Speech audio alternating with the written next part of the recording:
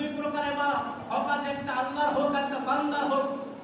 এই দ্বিতীয় নম্বর দফতর অর্থাৎ দ্বিতীয় নম্বর গুনাহ হলো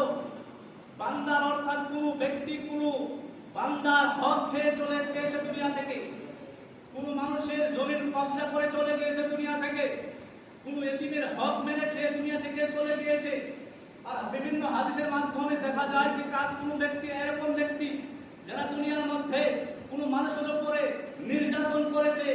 না হোক মারধর করেছে, বা কারো মার্ডার করে দিয়েছে, বা এরকম আছে কারো উপরে ছোটা অপবাদ লাগিয়েছে, বা কারো উপরে ছোটা পাপকে বিনা কারণে মারধর করেছে। অনেক বিভিন্ন এরকম হুকুকুল ইবাদত আছে বান্দার হক